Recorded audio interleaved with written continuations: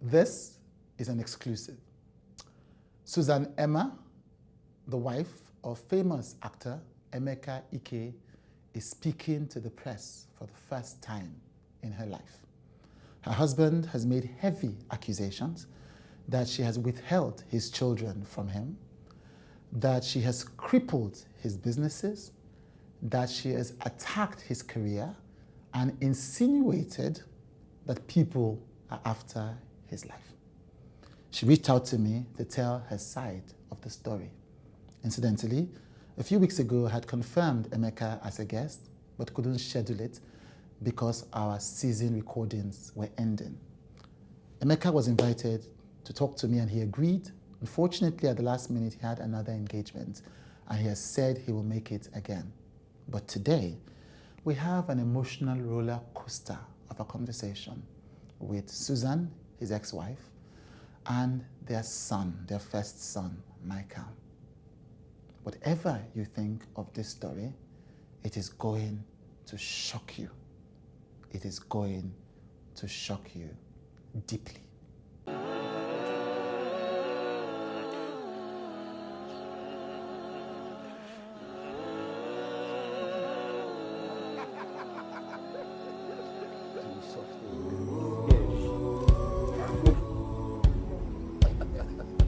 Come for me.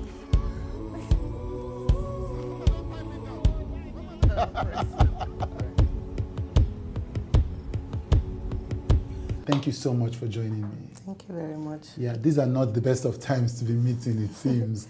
So I want to go straight into it, Yes. you know, because the internet has been on fire Yes. over the past 1 week because of allegations, heavy allegations that your ex-husband made. Before I talk about the issues, where were you when you heard these things? It was early in the morning. Yeah. I just woken up and I saw a message from my sister, you know, and it was like, just be calm, he's at it again, you know. And then going into the message and seeing the same thing that has been going on for the past 10 years. And I just like, this is it, I've had enough. You know, I need to put an end to this, you know, because I feel like I kind of ran out of an abusive relationship, but I'm still under abuse for the past 10 years because I've tried to move on with my life. I've tried to build my life from scratch, you know, but this person just keeps going to the media space to bash, you know, defame me and cook up lies and just say things that never existed or, you know, something that he has built up on, you know. So I just decided it's time to speak up. This is the first time that you're ever speaking up on this issue in the media, isn't it? Yes, it is. Yes. What we remember from this marriage as the public is, either in 2016 or 2017, we know that Emeka Ike was in court with you, begging you not to go. Yes. Yeah, the news that we heard was that he knelt down in court and begged you, and his friends knelt down in court and begged you. No, that never happened. That never happened? Yes, that never happened. In court, he would always say that he would do the right thing. He would come to my family, you know, and we would discuss and everything. And, you know, they will tell us to go back and do that. And they will adjourn the case. The next adjourned date, we come back, they ask me, did he come to you? I would say no, because that never happened. Right. You understand? In fact, if I may say, in court, he had actually told me and said, who wants you back?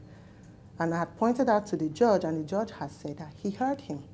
You know, so it was all a facade, you know, because he just wanted to look good and to stretch the court proceedings more than it should have been done.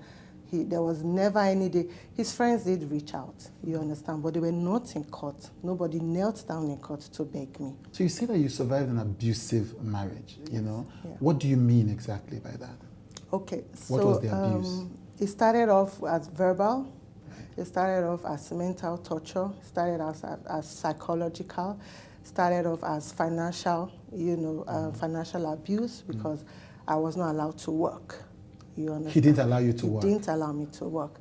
Actually, I wanted to be an actress. That's why I became his friend. I was modeling at that time. I just come out of secondary school. I was 18. Yeah. And then I met him along the line, and I wanted to be, someone who would put me into the industry and all that. And he categorically told me that I wouldn't act because it would destroy our relationship. Because at that time we had gotten into a relationship, and he said he was planning to marry me, and the tabloids, then it was newspapers, so they would talk about him, talk about me, and it would break the relationship or the marriage, So he told you not to become an actor Yes, because of the yes, relationship? Yes, he did say that. He even stopped my modeling career. In fact, I had been approached by an agency to be sponsored for Miss Nigeria at that time. This was 1999.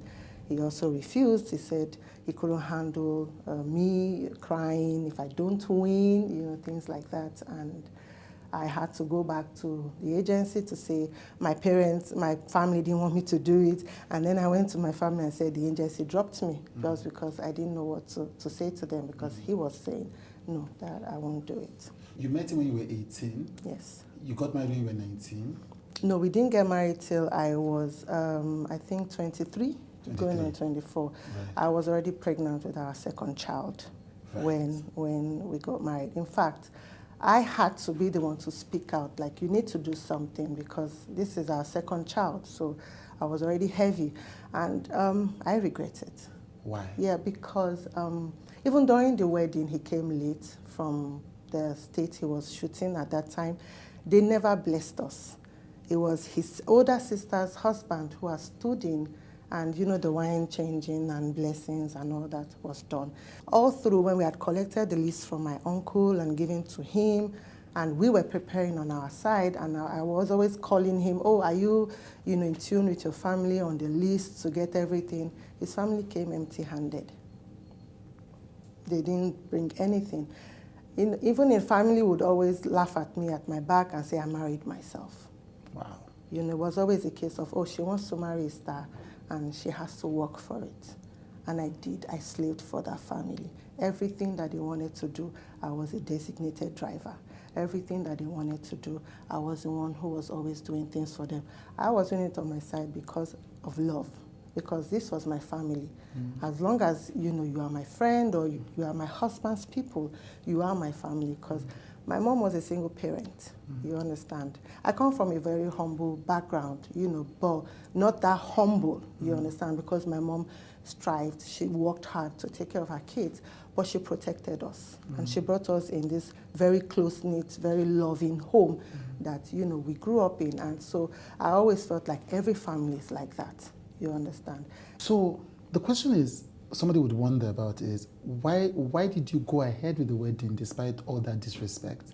Him waiting for about 5 years, insisted relationship, his family not paying the bride price, him coming late. Obviously there were signs. Why did you go ahead? I didn't see the signs as signs, you understand. I didn't start, in hindsight, I wouldn't even date him. You understand?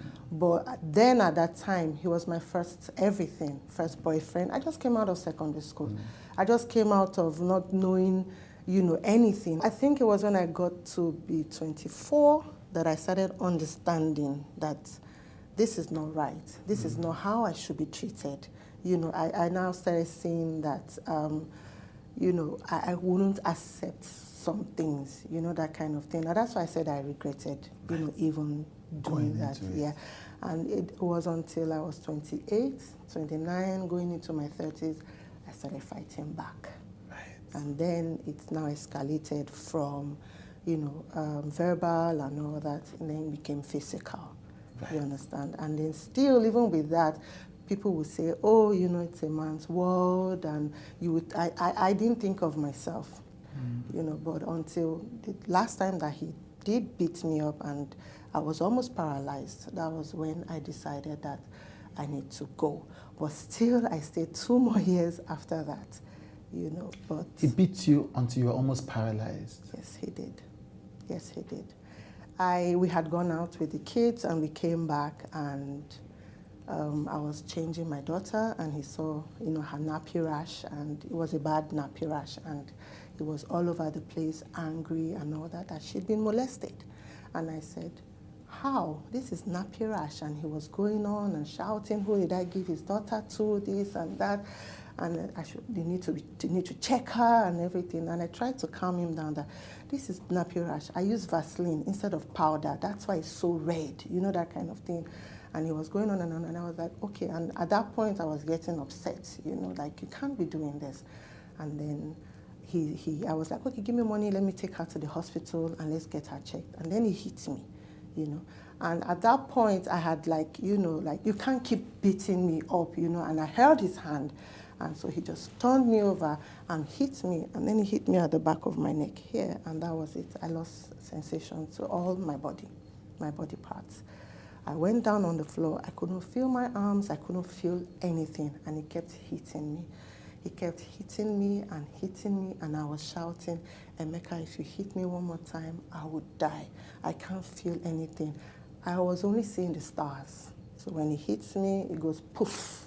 You know, that kind of thing. And that was only what I was saying. I could talk, I could hear, I could see, but I couldn't feel. This was in front of our kids. This was in front of his PA at that time, Debola. And I was, you know, trying to move my body. My body wasn't moving, you know. So when he realized himself, he got up, he walked out of the house. And I was there for like 10, 15, 20 minutes, I don't know. I was still trying to move my body. And then I felt this sensation all over, like a million pins, you know, poking me, pricking me and everything. And I think the nerves were beginning to connect or something, you know. And then I got up. And that was when I saw the boy, Debola, peeping from the door. I guess he had told the boy to come and check if I died. You know, that kind of thing. And then I spoke the boy's name. I said, Debola, and the boy ran out. I think he didn't want to come close so that they don't say he's the one that killed me or something. And then I heard his car drive off. And I picked my children, and I ran to a friend's house. He's denying it, but there are people that I run to their houses every time he beats me up. People that I run to their houses in the middle of the night. People that I run to their houses and I collapse. All this happened, and they are living witnesses. I have pictures. I presented those pictures during the divorce. I still have those pictures, but I'll only give my evidences in court. Right. So wow. For the kids' well-being, you have him have custody of the children, yes. And the court determined that and said you could have access. Yes. So, and my lawyers had advised that it is a high court, because this was customary court, because we were only married traditionally. It was only that traditional marriage that we had. We never did the formal one of going to the registry, because he always has one woman out there who wants to give him American papers or who wants to give him this paper and that paper. But I never consented to it, because I would always say, you go there and you marry these women for papers in front of God and the minister. You're not saying this is fake, this is for paper. So he keeps the children away from you as some kind of punishment after the divorce? Yes. And then tells them that you have abandoned them? Yes, yes. When I reconciled with them, I didn't want to come out and say, oh, I'm here to get you, I'm your mom and this and that. I have custody of you, because I was awarded sole custody of the children. Well, I had to build my relationship back with them and let them, know me again. My daughter didn't recognize me. She thought the other lady was her mom, because she was 2 when she was taken away from me. When I had left with my 2 younger kids, because I felt they still needed me. You said this marriage was abusive almost from the get-go. So you mentioned it was financial abuse, there was verbal abuse, there was emotional abuse. Yes. What do you mean by verbal and emotional abuse? Insults, putting you down every time. So you had a terrible temper? Yes. When I got out and I was in a friend's car, I didn't know I used to sit like this. And that was because of the lashing. I jumped out of a moving vehicle before. I've attempted suicide 3 times. Because of your husband? Yes. He's not saying all these things. The pastors, the church will send pastors to our house. And he's out there, I'm in the bathroom, I want to slit my wrist. I've bought pack of blade. And him and the pastors are out there banging down my door, banging down the bathroom door. You understand? Because it was, somehow I preferred physical. I preferred him to beat me than to say things to me. So the words he was saying to you were so horrible that you wanted to take your own life. Yes. He would describe you in like you are an imbecile. He would describe you like you are not worth anything. And when did the physical violence start? That started, like I said, when I started fighting back. Because, and I think he did feel that I was growing wings and I needed to be, clamped down. So that was when it started. There was a time we went to the hospital, my child was sick, and we didn't have money, and I was trying to negotiate with the hospital if they could, treat the child and we'll pay later. And it was taking a little bit of time, and he just came in and was yelling at me, "You're a fool, you don't know how to do things. What, all these people, you can't even talk to them. Who are they? They are beneath you, and you're allowing them to do this and do that." And I got upset, and I was like, "Why are you being a jerk?" And excuse my language. And I went off into the car to sit down, and immediately he was coming into the car. His punch was the first thing that I was seeing on my jaw. Right in front of people in the car park, so things like that. You dare not speak back. You dare not look him in the eye and talk when he's at it. It was always, you have to do this, you have to do that. I made you. You made me. I was 18. I was pregnant with 2 of your kids when I got into the university. Yeah, I'm grateful for that, you understand, but that didn't mean that I have to be under you. I needed to be somebody of my own. I needed to have my own path in life. But he wouldn't accept anything. Right. He wouldn't accept anything. The house, he said, he's claiming that he built for my mom. He didn't build her any house. My mom's house was built in the 70s. How old was he in the 70s? Right. She was renovating, and she was doing the back, And as a son-in-law, yes, he did give her a gift, you understand, which we're grateful for, you understand. But he never built a house for her. He keeps blowing things out of proportion, you understand. And then the school he's claiming about, I mean, we didn't spend that much money. So you spent 450 million naira went down the drain. That's the new amount now. It used to be 100 million. Now it's 480 million. The school didn't cost us that much. We were still owing the owner of the house.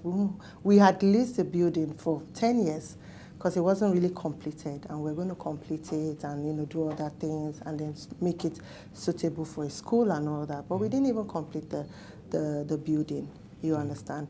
So, we wouldn't have spent about 30 million, 20 million, but for publicity's sake, at first he was claiming it was 100 million. And now I don't know where 480 million is coming from. Is it perhaps that it was paid in dollars and so he's in the exchange rate? No, okay. It wasn't. So the school thing, so he says that you took his school. Let's take the allegations one after the other. Okay. He says you took the school from him. Is that true? I left in the middle of the term. Right. I left in October. The school ran till full term, and they were dispersed. I don't know. I was not in the picture. So you don't know what happened to this school? I don't know what happened. I only found out that he didn't resume the school in January, and he had moved with the children to Abuja. Right. So I never knew. I don't know. Then he says that he went to the UK, to the US with a luggage, and by the time he came, you had swept everything clean from him. Okay. So at that time, we didn't have money. Okay. The landlord had kicked us out of the house. The time we were given had come to an end. So we decided to move some things to the school compound because we still had space, we were still building. It was not filled with children and all that, so we had space. So I moved some things into the school compound, and I was living with his mom. I was sleeping on the floor with my kids in his mom's small apartment. You understand? So I'll come from Isolo to Magodo every day to run the school. So that's where the move is coming from. You understand? But at that time, I had planned to leave. Okay. So he traveled, but he was within Nigeria. He traveled to. Okay. So when I was moving, I selected my things and kept them aside with my 2 younger children. Right. You understand? Yeah. So when he landed and he called me to tell me he had landed, and I said, I've moved out. And he said, is that what you want? I said, yes. He said, let's keep it quiet. I don't want anything in the media. I don't want to know anything. And I said, okay, no problem. And I've been keeping quiet for 10 years. He has been the one doing all the talking right now, He says that you assaulted his mother. Yes. Is that true? No. What happened? That's quite the opposite. Okay. So I just gave birth to our last child, and his mom, was coming to help out. And his mom will come Monday to Friday. She leaves on Friday that she must go to church. She must attend her church. So my mom comes Friday to Monday. My mom will leave in the morning on Monday morning. There was this one day his mom accosted my mom as we're all out there in, talking and laughing and all that. My mom then picked her bag and said she was leaving. And by the time she got into the middle of the compound, his mom jacked my mom's clothes and was shouting and saying my mom has stolen her son's money again. My mom should give her money. She needs her money. She wants to do things. She can't do anything. And my mom is here stealing her son's money. And she tore my mom's clothes, and my mom was naked. And my mom was like, can you find your son's money on me? My mom emptied her bags and everything and, trying to say that I don't have any money on me. Which money have I stolen? You understand? And I got upset and I told her, Mommy, I am tired. I am tired. You can have your son back. And I picked my kids and I left. The next day, he called the pastor, he called me, we came back, and his sister was there, and, ranting, she would have beat up my mom if my mom was still around, that my mom beat up her mother. And I was like, I don't understand. And she said, yes, that's what they are saying. And I was like, no, that never happened, And his mom, after everything, had told me that Emeka was the one propelling the beating part, that she never told anybody ever beat her. So Emeka's mother said she never told anybody. She said she never said anybody beat her, that he, my husband, was the one that was propelling it, that she was beaten up. What you're describing is a deeply toxic situation. This is what I lived. This is what I lived 14 years of my life. Now, there's also the other allegation of his properties that you essentially have taken away. When I left, I only took my clothes, my international passport, my certificates, my 2 children, and their clothes. That was the only thing I took. I'm not in possession of his properties, where I did know their locations and all that. But how would you sell somebody's property if you don't have the papers or documents? So you don't have any land documents? I don't have anything. He's the one who, I have heard, has been selling off his properties. We couldn't even finish our buildings and all that because of his drug use. We couldn't make things out of life. We couldn't do anything with, we couldn't plan. We couldn't go ahead with our plans because of his drug use. So he had a drug problem? Yes. When you say drug, what do you mean by drug? Well, I didn't know he was taking drugs. It was when my kids came back, they told me their dad takes drugs. What kinds of drugs?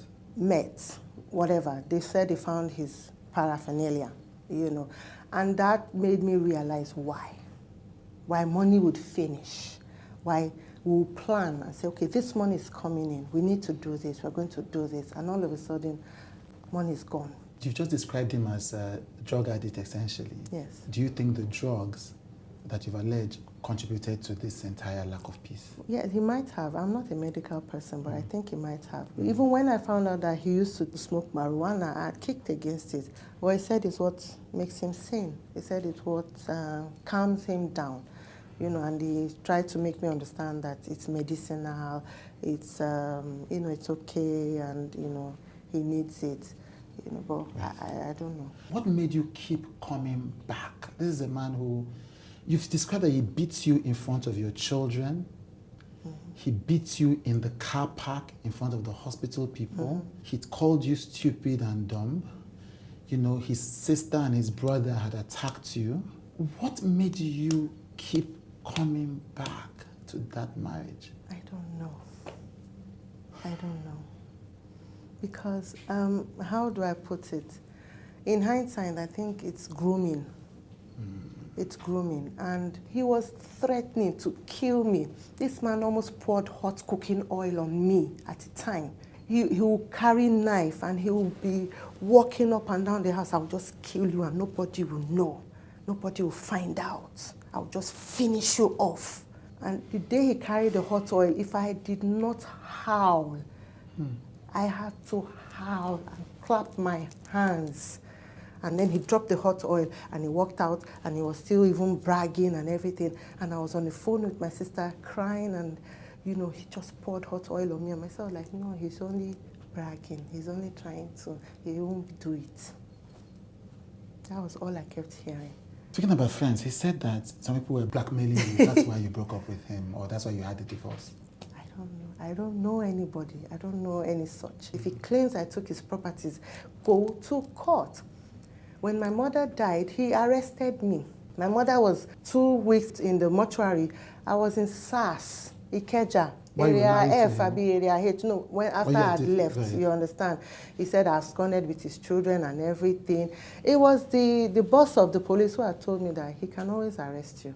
He can harass you because he's still your husband. If you don't want him anymore, you need to divorce him. So immediately I came back from my mom's burial.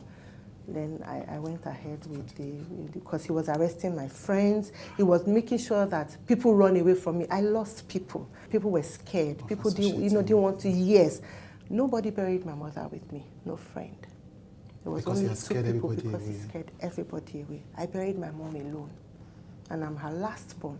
My 2 sisters couldn't come from wherever they were, but because of this man, you know, I didn't have the backing that I needed, the support that I needed. You understand? So, you know, it's... What you're describing, though, is because you talked about teaching your children about a psychopath and a sociopath. If you are correct in everything you've just described about the actor Emeka Ike, your ex-husband, you were dealing with a sociopath because... Yes, I was. There was a day that he had finished beating me and I was on the floor looking at him, and then he was walking away. He came back and he was like, "It's not me. It's you making me do it." And then he rang a bell because I like to watch crime channel, which Jideonwo accused me of wanting to kill him. So I'm looking for the best possible possible means. But it was a police work, you know. I would always say, oh, if I was abroad, I would do police work. I like the police work. You know, I like cold cases where they really dig and, you know, those kind of things. Yeah. But something that struck me when he had said, "It's not me, it's you." You know, that denial, that putting the blame on the victim and all that. And I quickly Googled, you know, psychopath, but sociopath was the first, and they had 10 characteristics, and all 10 described this person. All 10. And I called my sister and said, "Look at what I found. Look at this. Look, this is what I'm facing. This is actually what is going on." Myself was like, let me too, I am one now. You know how family will always try to water down whatever you're trying to bring up. And it wasn't until after I left and he had said something and done something, and my sister was like, "Emma, I see it now. You were right." You know? As you've said, it fits the profile of a sociopath, and it makes sense. Why would he say all these things on live television when you have evidence, when there are people who were witnessing it, Yes. when there are friends, family Yes. that can confirm it? Yes. I think he's really convinced I won't speak out. I think so. I think so. I think he really feels that he finished the job. She's never going to talk. I think so. Yeah, and I'm very sure this is going to be a shocker to him when this airs. I think so. In fact, I'm expecting him to sue me because I don't expect him to really stop, you know, but I would rather we go legal, you know. That's the way I do things. Let's, you know, just iron things out. You know, I'm here because he dragged me here. He's been dragging me here for the past 10 years. You understand? And initially, I would see people fighting for me. "Oh, this man, you're the only one talking. This man is not even saying anything," you know. But right now, his narrative is the only one out there, and it's becoming the truth. You understand? And I needed to speak out, you know, for posterity's sake. Yeah. You understand? Yeah. Yes. What I've been through is something I would never wish my enemy. It's something that I would never wish the devil himself. head about love.